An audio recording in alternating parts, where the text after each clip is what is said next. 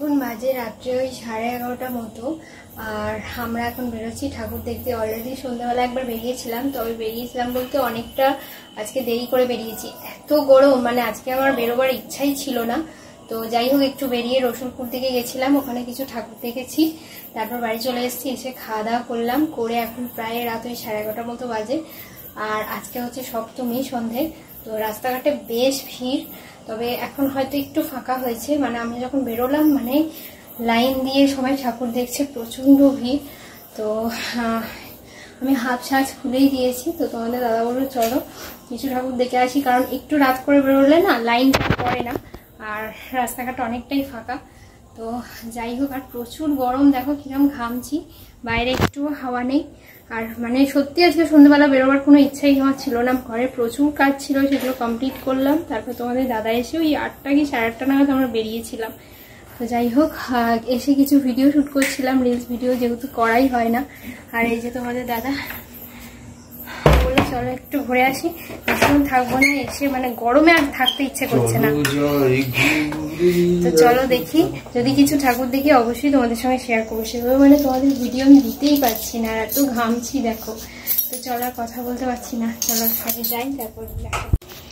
রাস্তাঘাট দেখো পুরো অন্ধকার, সবাই মোটামুটি শুয়ে পড়েছে। তবে এই কাকিমারা যায় ঠাকুর দেখতে, ওই পাশের বাড়ির দিদি, ওদের কাছেও যাই আমি, ওরাও ঠাকুর দেখতে, মানে ওদের বাড়ি একটা বাচ্চা আছে, তো বাচ্চাটাকে আর কি ঘুম পাড়িয়ে রেখে যায়। এই সময়টা গেলে একদম পুরো ফাঁকা, আর পাড়া দেখো পুরো নিশুতি হয়ে গেছে, দুই কাকিমাদের কুকুর চেল্লাচ্ছে। এদিক দিয়ে যাবে? এই স্টেশনে ঠাকুরটা এদিক দিয়ে গেলে সুবিধা হতো না? ঠিক আছে চলো যাই। প্রথমেই আমরা চলে এসেছি মেমারি স্টেশন বাজারের ঠাকুরটা দেখতে। মেমারি স্টেশনের মাছ বাজার যে আছে, সেই মাছ বাজারের গায়ে এই ঠাকুর প্যান্ডেলটা হয়, পুজো মণ্ডপটা।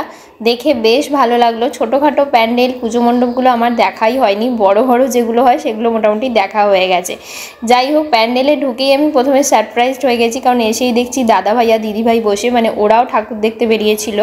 দাদা ভাইয়েরও সন্ধ্যাবেলার সময় হয় না, ওদের পাড়ার পুজোর প্যান্ডেলেই থাকে, তাছাড়া নিজেদের কাজ থাকে, ওই জন্য দাদাভাই সব কাজকর্ম সেরে, দিদিভাইও সব কাজ সেরে, ওরাও প্রতি বছর ওই 11টা নাগাদই বেরোয়।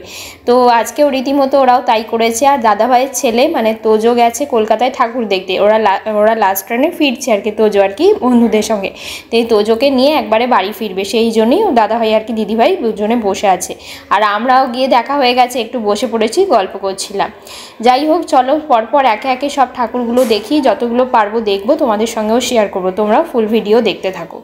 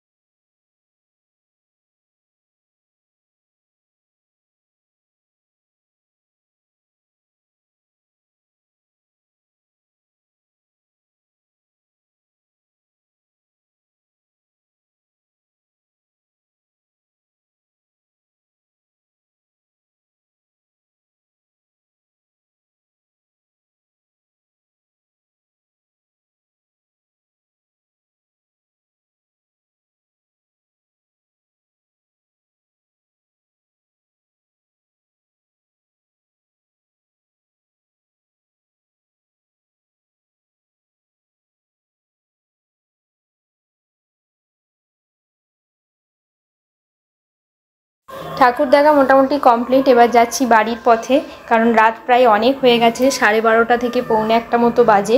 আর এই যে রাস্তাটা দিয়ে যাচ্ছে, এটা আমাদের একদম পাড়ার ভেতরে দিয়েই রাস্তা, পাড়া দিয়ে একটুখানি গেলেই আমাদের সামনে বাড়ির মধ্যে উঠে যাব। তো আজকের ভিডিও তোমাদের কেমন লাগলো, তোমরা সপ্তমীর সন্ধে কেমনভাবে কাটালে অবশ্যই কমেন্টস করে জানিও। আর পুজো ব্লগগুলো আমাদের কেমন লাগছে সেটাও অবশ্যই জানিও। চলো সবাইকে আজকের মতো টাটা, সবাই ভালো থেকো, সুস্থ থেকো। নেক্সট ভিডিও নিয়ে আবার খুব তাড়াতাড়ি আসছি। সবাইকে আজকের মতো শুভরাত্রি জানালাম। সবাই সুস্থ থেকো, সাবধানে ঘুরো, আর পুজো খুব ভালো কাটুক। পুজো সবাই খুব আনন্দের সাথে কাটিও। ভালো থেকো সবাই। খুব তাড়াতাড়ি আবার তোমাদের সাথে নেক্সট ভিডিও নিয়ে দেখা হচ্ছে। সবাইকে আজকের মতো টাটা।